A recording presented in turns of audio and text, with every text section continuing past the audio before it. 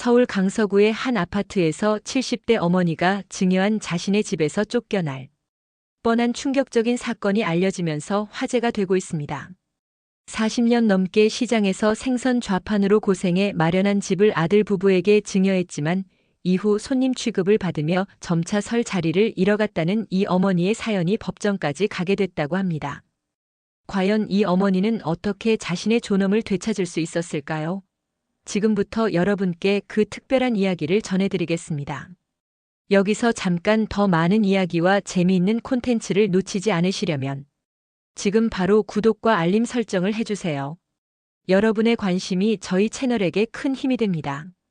2023년 겨울 서울 노량진 수산시장에 40년 넘게 생선 좌판을 차려온 윤혜자 씨는 7살에 올해 71살이 됐습니다. 매서운 칼바람 속에서도 그녀의 손은 여전히 빠르고 정확했죠. 새벽 3시면 일어나 시장에 나와 일을 시작하고 밤 9시가 되어서야 집으로 돌아가곤 했습니다.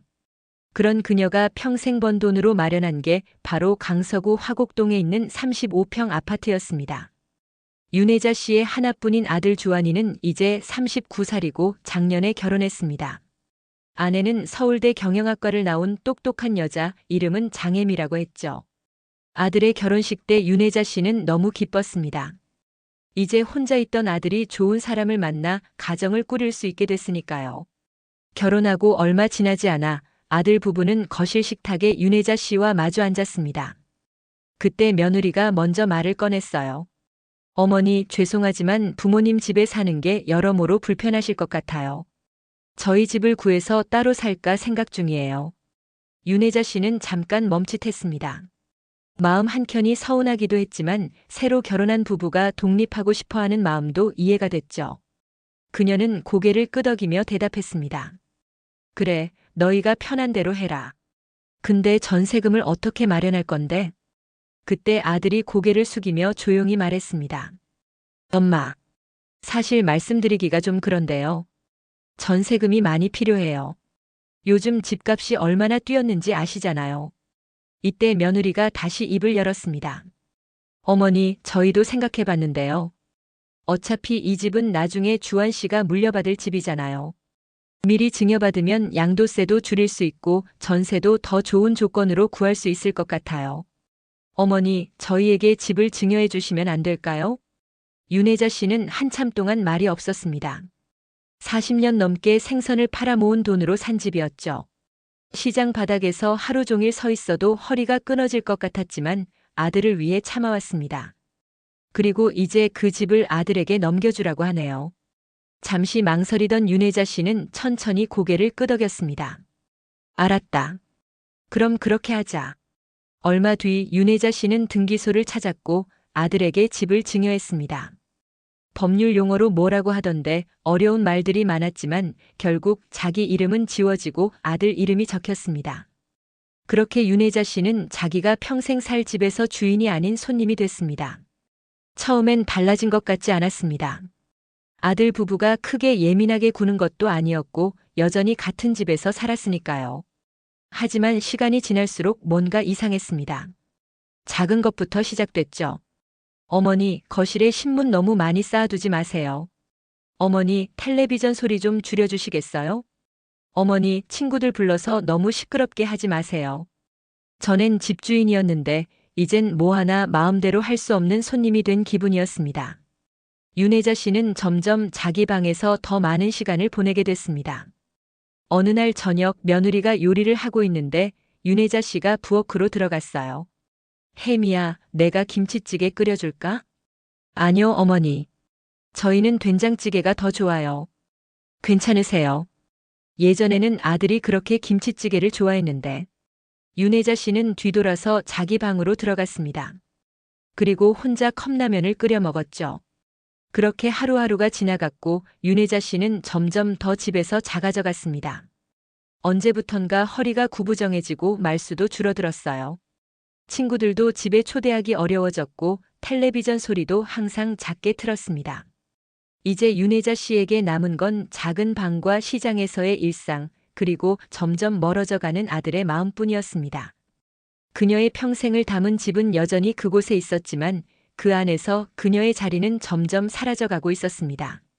어느 날 저녁 윤혜자 씨는 거실을 지나가다가 벽에 걸린 액자들을 보며 발걸음을 멈췄습니다. 아들 부부의 결혼 사진, 신혼여행 사진, 그리고 혜미의 생일 파티 사진까지. 여러 장의 사진들이 있었지만 어딘가 허전했죠. 왜냐하면 그 어떤 사진에도 윤혜자 씨의 모습은 없었거든요. 예전에는 가족 사진이 이렇게 많았었습니다. 아들의 입학식부터 성인식, 졸업식까지 모두 함께 찍은 사진들이 벽을 가득 채웠었죠. 하지만 지금은 윤혜자 씨가 있는 사진은 단 한 장도 없었습니다. 뭐 어쩔 수 없지. 이제 내가 가족이 아니니까. 그녀는 작게 중얼거리며 방으로 돌아왔습니다.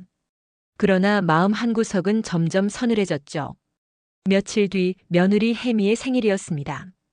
아들 주환이가 외식을 제안했고 윤혜자 씨도 자연스럽게 함께 가겠다고 했어요.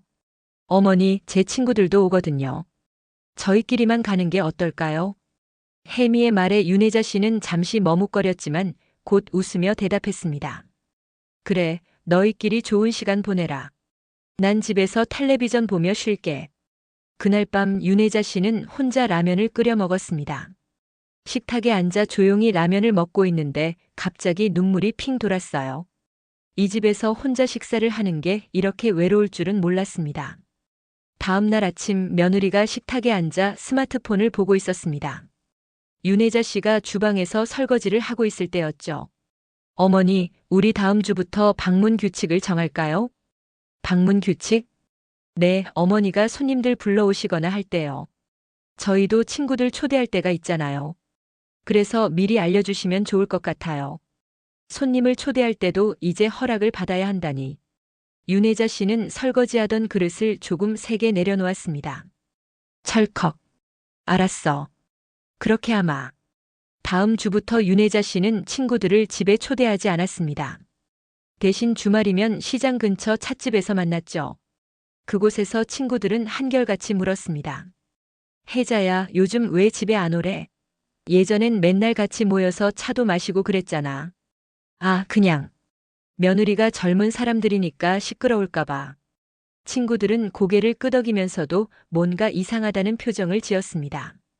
그중 한 명인 강소연이 윤혜자 씨의 손을 잡았어요. 혜자야, 괜찮아? 뭔가 많이 야위었는데. 괜찮아. 나이 들어서 그래. 이제 70이 넘었잖아. 그날 밤 윤혜자 씨는 오랜만에 일기장을 폈습니다. 10년 전까지만 해도 매일 쓰던 일기였는데 언제부턴가 덮어두었죠. 2023년 5월 15일 수요일 맑음. 오늘 혜미 생일인데 혼자 집에 있다. 라면을 끓여 먹었다. 친구들과 차 마시고 왔다. 거짓말로 다 괜찮다고 했다. 사실은 많이 외롭다. 내가 어떻게 이 집에서 손님이 됐을까? 아침에 설거지하면서 그릇을 조금 세게 놓았다. 혜미가 놀란 표정을 지었다. 미안하다고 사과했다. 왜 내가 사과해야 하는지 모르겠다. 다음 날 아침 윤혜자 씨는 일찍 일어나 도미찌개를 끓였습니다. 아들이 어릴 때부터 가장 좋아하던 음식이었죠. 아들이 출근하기 전에 따뜻한 국을 한 그릇 먹였으면 했어요.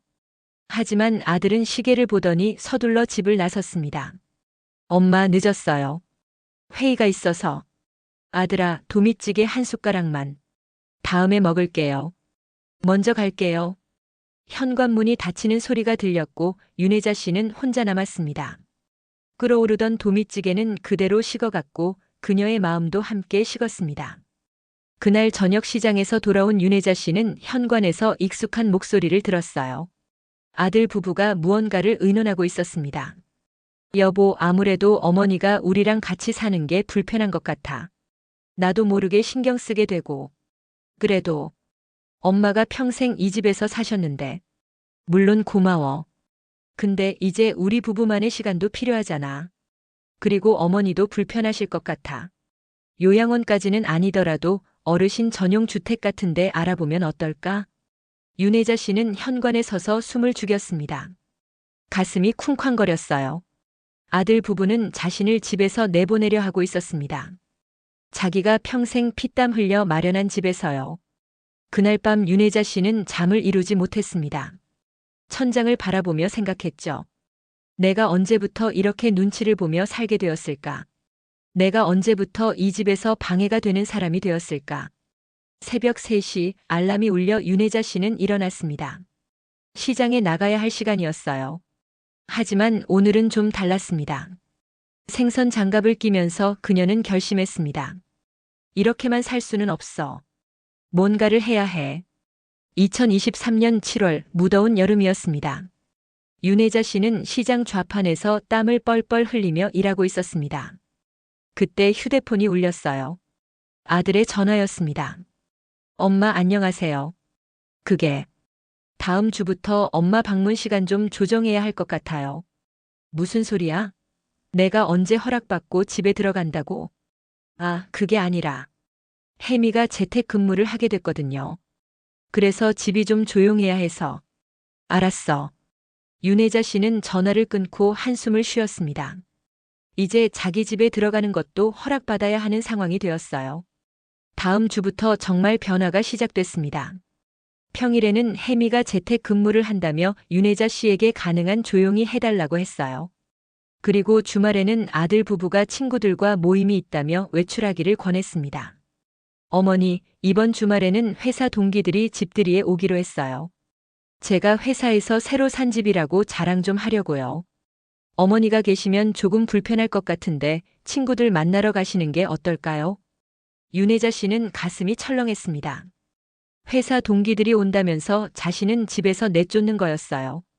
게다가 회사에서 새로 산 집이라고.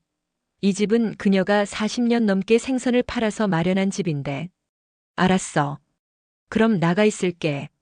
그날 윤혜자 씨는 토요일 아침 일찍부터 집을 나왔습니다. 갈 곳이 마땅하지 않아 동네 공원을 산책하고 도서관에서 시간을 보내고 영화관에서 영화도 보고 저녁이 되어서야 집으로 돌아왔어요. 현관문을 열었을 때 거실에는 파티의 흔적이 남아 있었습니다. 와인 병과 케이크 상자, 풍선 장식들. 그리고 벽에는 새로운 사진이 걸려 있었어요. 아들 부부와 친구들이 함께 찍은 사진이었습니다. 그 사진에도 물론 윤혜자 씨는 없었죠. 어머니 오셨어요? 집들이 하느라 좀 어질러져 있네요. 죄송해요. 혜미가 미안한 듯 말했지만 윤혜자 씨는 그저 고개를 끄덕이고 방으로 들어갔습니다. 그 후로 일주일에 한 번씩 윤혜자 씨는 집에서 쫓겨나는 일이 늘어났습니다. 때로는 아들 부부의 데이트라고, 때로는 친구들의 방문이라고. 이젠 집에 있는 시간보다 밖에 있는 시간이 더 많아졌어요. 어느 날 윤혜자 씨는 친구 강소연과 함께 시장 근처 찻집에 앉아 있었습니다. 그동안 쌓였던 이야기를 털어놓았죠.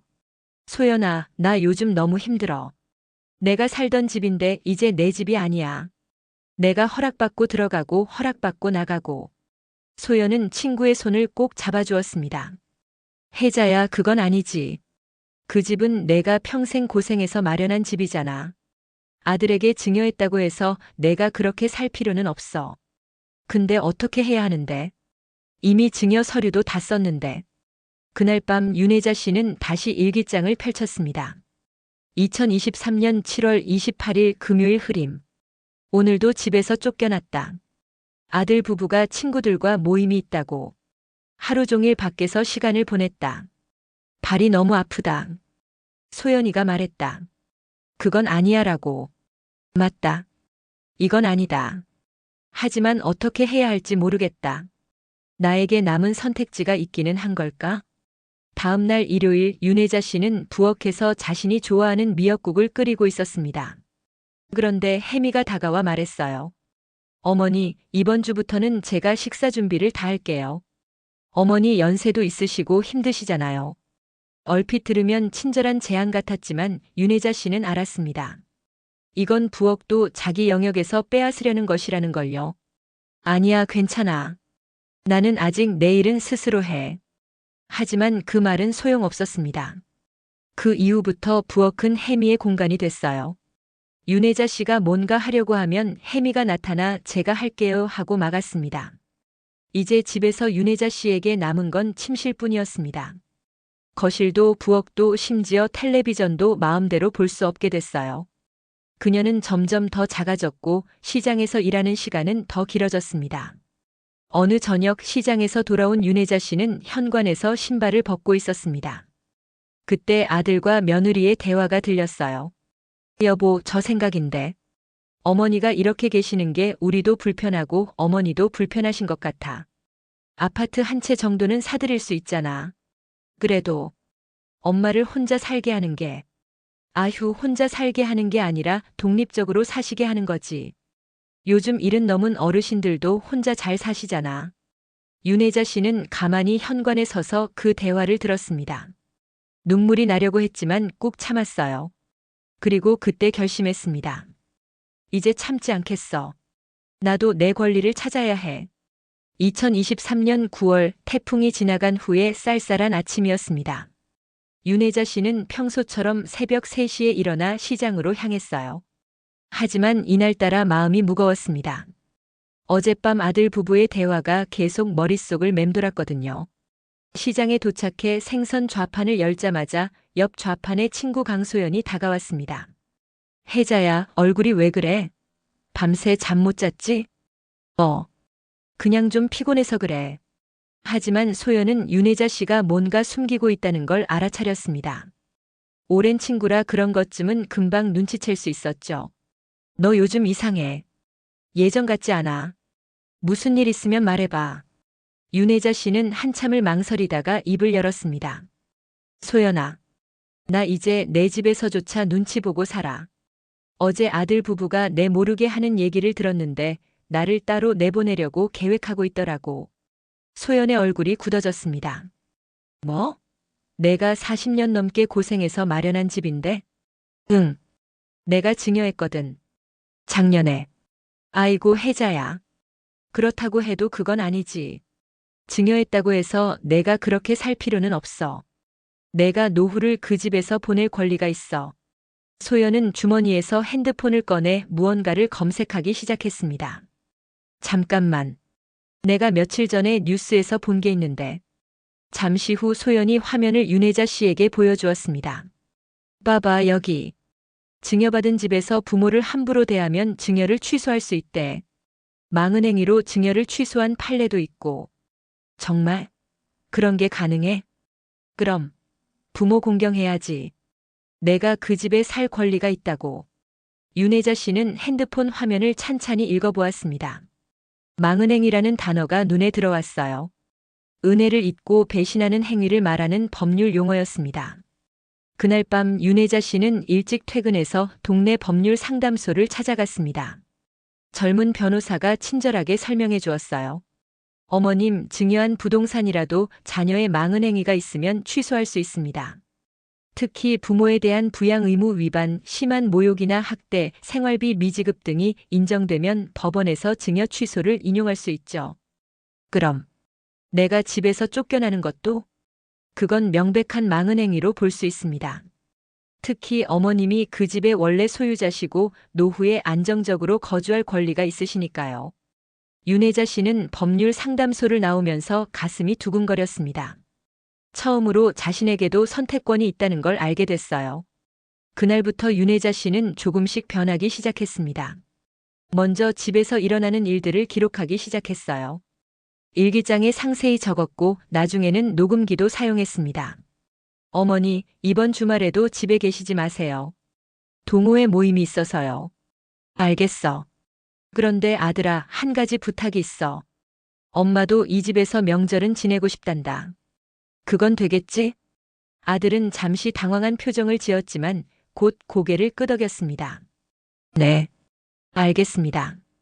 다음 날 윤혜자 씨는 강소연과 함께 근처 카페에 앉아 있었습니다. 테이블 위에는 여러 서류가 놓여 있었어요. 혜자야, 잘했어.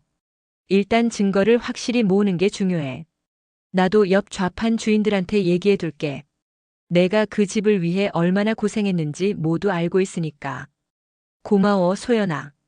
내가 아니었으면 난 그냥 계속 그렇게 살았을 거야. 에이, 무슨 소리야. 친구 좋다는 게 이럴 때 쓰는 거지. 그날 밤 윤혜자 씨는 처음으로 제대로 잠을 잤습니다. 오랜만에 편안한 마음으로요. 내일 아침에는 아들과 진지한 대화를 나눠야겠다고 생각했어요. 다음 날 아침 윤혜자 씨는 주한이에게 말했습니다. 아들아, 엄마가 할 말이 있어. 시간 좀 내줄 수 있니? 네, 엄마. 무슨 일이세요? 이번 주말에 내가 시간 되면 같이 얘기 좀 하자. 진지하게. 주아는 뭔가 심상치 않음을 느꼈는지 조심스럽게 대답했습니다. 알겠습니다, 엄마. 이번 주말에 시간 내겠습니다. 윤혜자 씨는 결심했습니다. 이제 더 이상 침묵하지 않기로요. 자신의 권리를 찾고 존엄을 되찾기로 말이죠. 소연이 말한 대로 이제는 행동할 때였습니다. 주말이 다가왔고 윤혜자 씨는 철저하게 준비했습니다. 지난 몇 달간의 모든 상황을 정리한 노트를 만들었고 시장 친구들에게도 증인이 되어달라고 부탁했어요. 강소연은 물론이고 40년 동안 함께 장사했던 분들이 모두 도와주겠다고 했습니다. 토요일 아침 윤혜자 씨는 아들에게 거실 식탁으로 나오라고 했습니다. 평소와 다른 단호한 목소리였죠. 주아나 앉아라. 엄마가 할 얘기가 있어. 주아는 당황한 표정으로 식탁에 앉았고 곧이어 며느리 혜미도 나왔습니다. 어머니, 무슨 일이세요? 혜미 씨도 같이 들어야 할 것 같아서. 윤혜자 씨는 준비해온 노트를 펼치며 말을 시작했습니다. 나는 40년 넘게 시장에서 생선을 팔아 이 집을 마련했어. 그리고 작년에 너희에게 이 집을 증여했지. 그런데 증여한 후부터 내가 이 집에서 점점 투명인간 취급받는 걸 느꼈어. 엄마, 그게 무슨. 아직 끝나지 않았어. 말 다 들어. 윤혜자 씨는 손을 들어 제지한 후 계속했습니다. 5번에 걸쳐 친구들을 집에 초대하려고 했는데 거절당했고 3번은 집에서 쫓겨났어. 내 생일에도 같이 식사하지 않았지. 심지어 부엌 사용도 제한됐고 벽에 걸린 가족 사진에 내 모습이 없어. 이게 다 무슨 뜻인지 알아? 부부는 서로를 바라보며 말이 없었습니다. 이건 법적으로 망은 행위에 해당한다고 해. 증여받은 재산에 대해 증여자를 푸대접하면 증여를 취소할 수 있거든. 주안의 얼굴이 하얗게 변했습니다. 엄마, 뭐라고요? 증여 취소요? 응. 내가 변호사랑 상담도 했어. 증거도 다 모았고. 시장 사람들도 증인으로 나설 준비가 돼 있어. 혜미가 다급하게 끼어들었습니다. 어머니, 저희가 잘못했어요.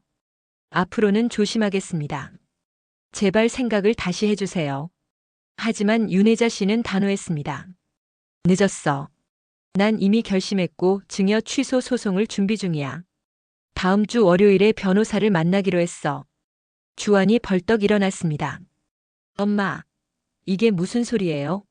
가족인데 법적으로 해결하자고요? 가족? 나를 가족으로 대했냐?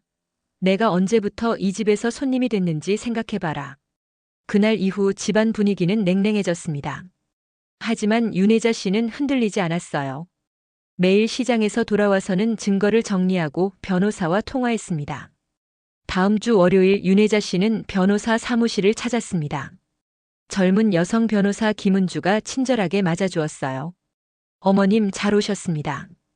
전화로 말씀하신 자료들 다 가져오셨죠? 네, 여기 있어요. 윤혜자 씨는 두툼한 서류 파일을 내밀었습니다. 그 안에는 일기장 복사본, 녹음 파일, 시장 상인들의 진술서 등이 들어있었죠. 증거가 충분하네요. 특히 녹음 파일은 결정적이겠습니다. 아들과 며느리가 어머님을 따로 내보내려 한다는 대화 내용이 그대로 담겨 있으니까요. 정말 이길 수 있을까요? 어머님, 법원은 증여자를 부당하게 대우하는 행위를 결코 좋게 보지 않습니다. 특히 어머님의 경우 평생 고생하신 분이고 증여 당시 아들 부부가 어머님을 잘 모시겠다고 약속했을 테니 승산이 있다고 봅니다. 그날 밤 집에 돌아온 윤혜자 씨는 아들과 며느리에게 말했습니다. 내일 너희에게 법원 소장이 배달될 거야. 잘 받아라. 며느리 혜미가 눈물을 흘리며 말했습니다. 어머니, 정말 이러셔야 해요? 저희가 잘못했다고요. 이제라도 바꿔보겠습니다. 늦었어. 모든 걸 법적으로 해결할 거야. 그날 밤 윤혜자 씨는 오랜만에 편안하게 잤습니다. 마침내 자신의 권리를 위해 싸우기로 결심했기 때문이었죠. 다음 날 아침 그녀는 평소처럼 새벽 3시에 일어나 시장으로 향했습니다. 하지만 이제 그녀의 걸음걸이는 달랐습니다. 좀 더 당당하고 자신감이 넘쳤어요. 시장에서 강소연이 반겨주었습니다. 혜자야, 어떻게 됐어? 소장 제출했어. 이제 법정에서 보자고 했지. 잘했어. 내가 이겨야 해. 우리 시장 상인들이 모두 응원한다. 윤혜자 씨는 고개를 끄덕이며 생선을 정리하기 시작했습니다. 처음으로 자신의 인생에서 주도권을 잡은 기분이었습니다. 2023년 10월 말 서울 서부지방법원 가정법원 102호 법정에서 윤혜자 씨의 증여 취소 소송이 시작됐습니다. 법정은 긴장감으로 가득 차 있었어요. 한쪽에는 윤혜자 씨와 김은주 변호사가, 다른 쪽에는 아들 주한과 며느리 혜미 그리고 그들의 변호사가 자리를 잡고 있었습니다. 재판장이 입정하고 개정을 선언했습니다. 네, 이 사건은 친족 간의 증여 재산에 관한 분쟁 사항입니다. 원고 측 대리인께서 먼저 입장을 밝혀주시기 바랍니다. 김은주 변호사가 일어서며 말했습니다. 재판장님, 원고 윤혜자 씨는 40년 넘게 생선 좌판을 운영하며 모은 재산으로 이 아파트를 구입했습니다. 그리고 작년에 아들의 결혼을 계기로 이 아파트를 증여했습니다. 그러나 증여 후 피고들은 김 변호사는 윤혜자 씨가 준비한 증거들을 하나씩 제시했습니다. 일기장 내용, 녹음 파일, 시장 상인들의 진술서. 반대편 변호사가 벌떡 일어났습니다. 이에 있습니다. 이러한 사적인 대화나 일상적인 불편함을 가지고 증여 취소를 요구하는 것은 과도한 주장입니다. 재판장이 손을 들어 제지했습니다. 조용히 하십시오. 증인 신문 시간에 반대 신문 기회가 있을 것입니다. 증인 신문이 시작됐습니다. 먼저 강소연이 증인석에 섰어요. 저는 40년 넘게 윤혜자 씨와 같이 시장에서 일했습니다. 그분이 아들을 위해 얼마나 고생했는지 모두가 알고 있습니다. 그런데 증여 후에 연락이 뜸해졌고 보고 싶어도 집에 초대하지 못한다고 했어요. 다음 증인은 시장 상인 박정숙 씨였습니다. 저희 시장에서는 명절 때면 다 같이 모여 밥을 먹곤 합니다. 그런데 작년 추석 때 혜자 씨가 혼자 왔어요. 물어보니 집에 설 자리가 없다고. 자기가 마련한 집인데 말이에요. 드디어 본인 신문 차례가 왔습니다. 윤혜자 씨가 증인석으로 걸어갔어요. 손은 떨렸지만 목소리는 굳건했습니다. 네, 위증하면 법적 처벌을 받는다는 점 잘 알고 있습니다. 재판장이 질문했습니다. 증여를 결정하신 당시의 상황과 이후 피고들과의 관계 변화에 대해 설명해 주시겠습니까? 네. 아들이 결혼을 하면서 독립하고 싶어 했고 전세금이 부족하다고 했습니다. 제가 평생 살 집이지만 아들이 좋다고 하니 증여했어요. 그런데 증여 후에는 제가 집에서 손님 취급을 받기 시작했습니다. 아니, 손님보다 못한 대우를 받았습니다. 윤혜자 씨의 목소리가 점점 격양됐습니다. 제가 친구들을 초대하려고 하면 거절당했고 주말이면 집에서 나가라고 했습니다. 제 생일에도 혼자 라면을 먹었어요. 그리고 벽에 걸린 가족 사진에 제 모습은 하나도 없었습니다. 집에 있으면서도 외롭다는 게 무슨 뜻인지 아세요? 제가 40년 고생해서 마련한 집인데 이제는 그 집에서 쫓겨날 처지가 됐어요. 재판장이 물었습니다. 그럼 증여 취소를 원하시는 가장 큰 이유는 무엇입니까? 윤혜자 씨가 잠시 눈을 감았다가 또렷하게 답했습니다. 존엄을 되찾고 싶어서입니다. 제가 죽을 때까지 눈치 보며 살고 싶지 않아요. 제 평생 일해서 마련한 집에서 적어도 가족으로서의 대우는 받고 싶습니다. 지켜보던 주한의 표정에 동요가 일었습니다. 그는 처음으로 어머니의 마음을 이해한 것 같았어요. 피고 측 변호사가 반대 신문에 나섰습니다. 원고께서는 피고들과의 일상적인 마찰을 과장하고 있는 것 아닙니까? 가족 간에 있을 수 있는 오해나 불편함을. 윤혜자 씨가 단호하게 끊었습니다. 오해가 아니라 차별입니다. 제 방에만 있으라고 하고 친구도 못 부르게 하고 가족 사진에도 넣지 않는 게 오해인가요? 재판이 끝날 무렵 며느리 혜미가 갑자기 일어섰습니다. 재판장님, 제가 한 말씀 드려도 될까요? 재판장이 허락하자 혜미가 말했습니다. 어머니, 죄송합니다. 제가 잘못했어요. 처음에는 세대 차이 때문에 불편함이 있었지만 시간이 지나면서 그게 당연하다고 생각했던 것 같아요. 어머니가 이렇게 힘드셨는지 몰랐습니다. 주한도 일어났습니다. 엄마, 미안해요. 진심으로 사과드립니다. 제가 엄마를 너무 가볍게 여겼습니다. 하지만 윤혜자 씨는 고개만 끄덕일 뿐이었습니다. 이미 마음을 정했거든요. 재판장이 선고일을 다음 주로 정했습니다. 법정을 나서며 주안이 어머니에게 다가왔습니다. 엄마, 제발 한 번만 더 생각해 주세요. 저희가 정말 반성하고 있어요. 윤혜자 씨는 아들을 바라보며 조용히 말했습니다. 주안아, 너에게 증여한 걸 후회하는 게 아니야. 내가 나를 어떻게 대했는지에 대해 후회하는 거야. 이제 그 후회를 깨닫게 해준 게 다행이라고 생각한다. 그날 밤 윤혜자 씨는 오랜만에 가슴이 후련했습니다. 마침내 자신의 목소리를 냈고 그 목소리가 법정에 울려 퍼졌기 때문이었죠. 2023년 11월 첫째 주 금요일 윤혜자 씨는 새벽 3시에 일어났지만 시장에 나가지 않았습니다. 오늘은 판결이 나는 날이었으니까요. 법원에 가기 전 그녀는 100원짜리 동전으로 부처님께 절을 올렸습니다. 마음의 평화와 정의로운 판결을 위해서요. 오전 10시 서울 서부지방법원 102호 법정은 다시 한번 긴장감에 휩싸였습니다.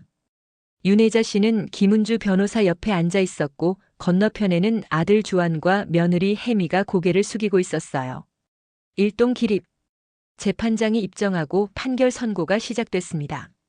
원고 윤혜자와 피고 윤주안, 장혜미 간의 증여 취소 사건에 대해 판결하겠습니다. 재판장은 잠시 숨을 고르고 말을 이었습니다. 원고는 41년간 시장에서 생선을 팔아 모은 재산으로 해당 아파트를 구입했으며 피고들의 간청으로 이를 증여했습니다. 하지나 증여 후 피고들은 원고에 대해 다음과 같은 행위를 했음이 증거상 인정됩니다. 재판장이 서류를 읽어 내려갔습니다. 첫째, 원고의 집안에서의 활동을 제한하고 친구들의 방문을 금지한 점. 둘째, 명절과 생일 등 가족 행사에서 원고를 소외시킨 점. 셋째, 가족 사진에 원고를 제외한 점. 넷째, 주방 사용을 제한하고 별도 거주를 강요하려 한 점. 윤혜자 씨의 심장이 쿵쾅거렸습니다. 본 법원은 이러한 행위들이 민법상 망언행위에 해당한다고 판단합니다. 특히 증여자인 원고가 노년기를 안정적으로 보낼 권리를 침해한 것은 매우 중대한 위법 행위입니다. 재판장이 판결문을 내려다보았습니다. 따라서 본 법원은 원고의 청구를 인용하여 피고 윤주안 명의의 해당 아파트에 대한 증여를 취소하고 소유권을 원고에게 환원하는 것으로 판결합니다. 주문. 피고 윤주안에 대한 증여는 이를 취소한다. 원고 윤혜자는 해당 부동산에 대한 소유권을 회복한다. 소송 비용은 피고의 부담으로 한다. 쾅. 재판장의 마지막 정판이 울렸고 법정이 소란스러워졌습니다. 윤혜자 씨는 주저앉을 뻔했지만 김은주 변호사가 얼른 부축했어요. 어머님 이기셨어요. 축하드립니다. 윤혜자 씨의 눈에서 눈물이 주르륵 흘러내렸습니다. 그동안 참아왔던 모든 감정이 터져나왔어요. 억울함, 서러움, 그리고 이제야 비로소 느끼는 안도감. 주안은 충격을 받은 표정으로 어머니를 바라보았습니다. 혜미는 조용히 울고 있었고요. 법정 밖으로 나오자 시장 친구들이 기다리고 있었습니다. 강소연이 제일 먼저 달려왔어요. 혜자야, 이겼어. 정말 이겼어. 고마워, 소연아. 내가 아니었으면. 윤혜자 씨는 친구의 품에 안겨 한참을 울었습니다. 이제 그녀의 집은 다시 그녀의 것이 됐고 그녀의 존엄도 되찾았습니다. 그날 오후 윤혜자 씨는 혼자 집으로 돌아왔습니다. 아들 부부는 따로 나가서 생각을 정리하겠다고 했어요. 그녀는 오랜만에 거실 소파에 편하게 앉아 차를 마셨습니다. 이제 이 집은 다시 그녀의 집이었습니다. 그녀가 40년 넘게 고생해서 마련한 그녀의 땀과 눈물이 배어있는 집이었죠. 저녁이 되자 초인종이 울렸습니다. 아들 주안이 혼자 서 있었어요. 엄마, 들어가도 될까요? 들어와라. 주안은 어머니 앞에 무릎을 꿇었습니다. 엄마, 정말 죄송합니다. 제가 너무 어리석었어요. 엄마의 고생을 잊고 살았습니다. 윤혜자 씨는 아들의 머리를 쓰다듬었습니다. 주안아, 엄마는 내가 잘 되길 바랐어. 하지만 너의 행복이 엄마의 불행 위에 있어서는 안 되는 거야. 알겠습니다, 엄마. 앞으로는. 아니야. 너희는 독립해서 사는 게 맞아. 그게 서로에게 좋을 거야. 주안은 고개를 숙였습니다. 네, 알겠습니다. 그리고 엄마. 죄송합니다. 아들이 돌아간 후 윤혜자 씨는 일기장을 폈습니다. 2023년 11월 3일 금요일 맑음. 판결이 났다. 이겼다. 이 집이 다시 내 것이 됐다. 하지만 그보다 더 중요한 것을 되찾았다. 나의 존엄이다. 아들에게 미안한 마음도 있지만 이제는 나 자신을 위해 살아야 한다는 걸 배웠다. 나도 사람이다. 나도 존중받을 권리가 있다. 그날 밤 윤혜자 씨는 자신의 침대에서 편안히 잠들었습니다. 오랜만에 마음 편하게요. 내일부터는 새로운 삶이 시작될 것입니다. 2023년 11월 중순 윤혜자 씨는 바쁜 나날을 보내고 있었습니다. 자신의 집이 된 아파트를 정리하고 아들 부부의 짐을 빼는 일부터 시작했어요. 주한과 혜미는 한 달 내로 전세를 구해 이사하기로 했습니다. 이사날 주한이 짐을 내리면서 말했습니다. 엄마 정말 죄송합니다. 이제라도 됐다. 이제 각자의 길을 가자. 너희는 독립하고 나는 나대로 살아갈 거야. 아들 부부가 떠나고 나자 집은 텅 비었지만 동시에 한결 가벼워진 느낌이었습니다. 윤혜자 씨는 거실을 훑어보며 미소 지었어요. 이제 이 공간은 온전히 그녀의 것이었습니다. 그 후 윤혜자 씨는 집을 자신만의 공간으로 다시 꾸미기 시작했습니다. 벽에는 젊었을 적 시장 친구들과 찍은 사진들을 걸었고 거실 한켠에는 작은 화분들을 놓았어요. 오랜만에 친구들을 집으로 초대해 차도 대접하고 같이 식사도 했습니다. 혜자야, 집이 참 좋아졌다. 너도 얼굴이 밝아졌어. 강소연이 말하자 윤혜자 씨가 웃으며 대답했습니다. 응, 나도 그런 것 같아. 이제야 내 집에서 주인 노릇하는 기분이야. 크리스마스가 다가왔고 윤혜자 씨는 시장에서 특별히 큰 도미를 사왔습니다. 그리고 정성스럽게 도미찌개를 끓였어요. 저녁이 되자 초인종이 울렸습니다. 아들 주한이었습니다. 손에는 꽃다발을 들고 있었어요. 엄마, 메리 크리스마스예요. 들어가도 될까요? 들어와라. 마침 도미찌개 끓였다. 둘은 조용히 식사를 했습니다. 예전처럼 편하지는 않았지만 그래도 어색하지도 않았어요. 아들아, 넌 잘 지내고 있니? 네, 엄마. 저희도 이제 제대로 독립해서 살고 있어요. 혜미도 많이 반성하고 있습니다. 그래. 각자의 삶을 살아가는 게 맞아. 하지만 가끔씩은 이렇게 도미찌개 먹으러 오너라. 네, 엄마. 앞으로 자주 찾아뵐게요. 엄마 음식 그리워요. 주한이 돌아간 후 윤혜자 씨는 시장에서 몇십 년 동안 알고 지내던 부동산 중개업자를 만났습니다.